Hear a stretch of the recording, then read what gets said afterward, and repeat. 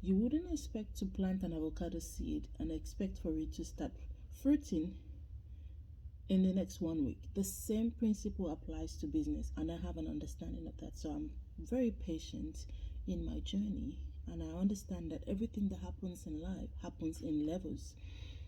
You don't need to rush, you don't need to pressure yourself. You just need to know that you're going somewhere, and as long as you keep advancing, you're going to get to your destination. And that's just the way it is in life. And if you try to rush things, it doesn't always end up well.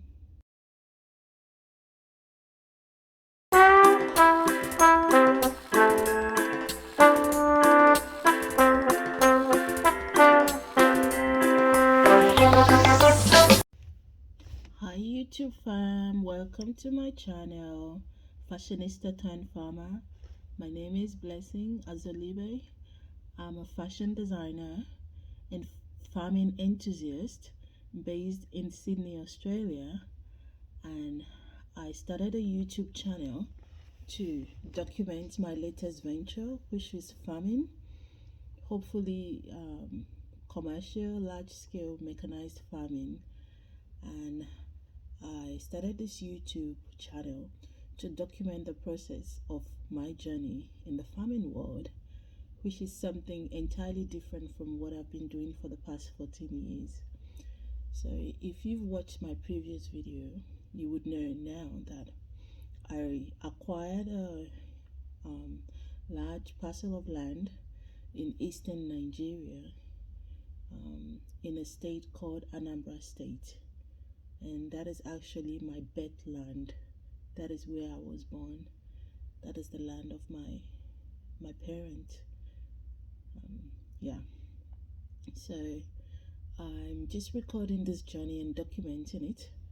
First of all, for myself, because I truly believe that this would grow very big, and I would one day want to look back and see where I started from, and it would be wonderful to be able to have all these videos to watch and see the process and see my journey as I climb up this ladder to get to where I would have been in the future, or where I would be in the future.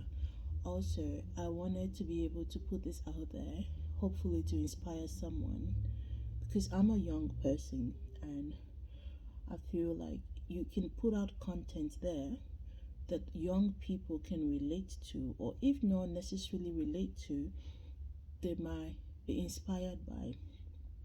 And I want to do positive things.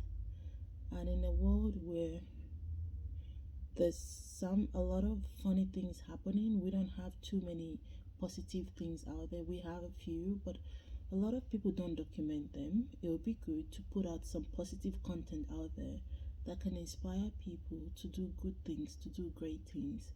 And in this regard, it's in the term of business. And my farming journey is almost like a business venture, and it's also it's a dream, it's a hope, it's something that I want to do to bring something into this world to contribute positively to the growth of the people of my village, and generally to the people of my country, the continent, and the world, in terms of getting more people to take up farming, and so that we can have enough food for the world. I've always wondered why we have all the resources to be able to grow our own food, yet millions of people are hungry. And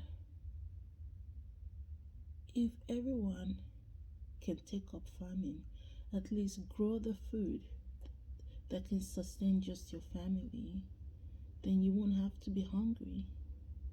And then you can then grow more than what can sustain your family.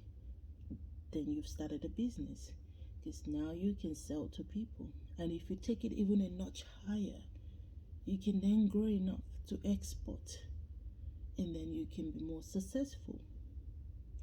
This is something anyone can do. You don't necessarily have to get like a certain degree or long years of training. it requires commitment, a vision, hard work, willingness to sweat in a culture where people are used to wanting to get things easily, or the get rich quick kind of idea, which is not lasting. When you get something too easily, it would go very easily, and sometimes it can be destructive. And I truly believe in working hard. Some people say working smart, but you can read that some people can interpret it differently. So I prefer to say work hard. Look, if you work hard consistently, persistently, surely one day you would be successful. But also, yeah, I think you have to work smart as well, because there's a lot of people exploiting people, and people are like, well, if hard work pays, why is it that a lot of farmers are so poor? Well, you have to be smart as well. Don't let people take advantage of you. You work hard, but you also have to be very aware. You have to know your right. And yeah, you have to be careful of people that will come to take advantage of you. And it still pays. You know what? Like those people that work so hard and they're never successful, guess what? There are other people being successful from your hard work. So hard work still pays, but then when other people exploit you, it means they get the payment for your hard work. So you don't let that happen. Anyway, I'm diverting here. So what did I really want to talk about in this video? I think I wanted to talk about how much I paid for my land. Yeah. So I got the land through the help of my uncle, my maternal uncle. You know, I spent some time in Nigeria with him, and he's a business mogul, very intelligent man. And we had a lot of long conversations around business, investment. I thoroughly enjoy having conversations with him because, like, we think at the same wavelength. Like, I get him, he gets me. We're both business people. So when we're talking, like, we really understand each other. And he spoke about investment and how it is really good to do investment while you're still young and agile, because there's time for everything. Yeah, of course I already know about it and I've always invested.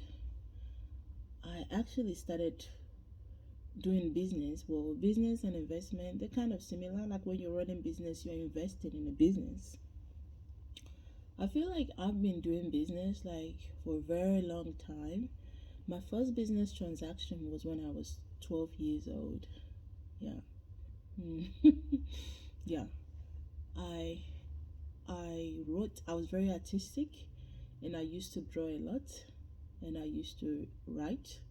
I wrote a kid's book, a kid's novel. I wrote a storybook, a kid's storybook. I manually wrote it, yes, and I staple binded it, and I put a cover on it, and I took it to my class. I was in junior high school, GSS 1. I was about GSS 1 or GSS 2, so I was about 11, 12 years old. And I took this book to the class and I was reading it, and people wanted to read it. So I gave it to them and they read it. And I said, okay, you've read it. Can I have it back? And they were like, oh, I really want this book. I said, well, if you want it, I can make a copy for you. You have to pay for it. And he was willing to pay for it. So I went home and I wrote another copy of the book and I sold it to him. So that was my first business transaction when I was about 11, 12 years old. So I've always been a business person in heart. So I've known the value of like exchanging goods or services for money, and I understand it, and it started from a very young age. So now that I'm grown up, am I grown up? I'm still young. I'm still growing. Well, now that I'm a bit older, yeah, I have invested a lot in business. I'm an entrepreneur. I've been working as an entrepreneur for the past 14 years, running my business, and it's been growing from stage to stage. And I understand for everything in life, there's a process. You can't expect to start something now and get the reap the harvest immediately. It's just like planting a seed. There are some seeds that you plant, and then it takes about 3 months to mature before you start reaping it, reaping from it, and others might take about 5 years to mature. Things like maybe the palm fruit, um, like trees, like maybe avocado, sometimes take 10 years. Well, you wouldn't expect to plant an avocado seed and expect for it to start fruiting in the next 1 week. The same principle applies to business, and I have an understanding of that. So I'm very patient in my journey, and I understand that everything that happens in life happens in levels. You don't need to rush, you don't need to pressure yourself. You just need to know that you're going somewhere, and as long as you keep advancing, you're going to get to your destination. And that's just the way it is in life. And if you try to rush things, it doesn't always end up well, because there's a reason why the journey has to go that way. You're also building your character, you're gaining experiences. If you want to skip all those things and get to the top immediately, you wouldn't last, because you don't have the required amount of experience in character to sustain whatever it is that your future holds. And that is the reason why we have to go in stages. The same stages apply in business. So, what am I talking about? I started very little in the garage running my business, and from the garage, I moved to a store, a little store. And by the grace of God, today I'm in a story building where I run three different aspects of my business. I have where I do the made to measure, which is where the studio where I'm seated at today, and next door I have my sewing school. So I run sewing classes 2 evenings a week. Yeah, and I'll be starting short online courses as well. And downstairs I have my retail store. In my retail store I have over 700 items of clothing and accessories and materials, African fabric and lace, and all things related to fashion. I have them downstairs. So it's been a steady growth. I didn't get to this stage in 1 year. It took 14 years to get to where I am today, and I'm still going somewhere. And I'm very kind of laid back, but at the same time I'm very hardworking.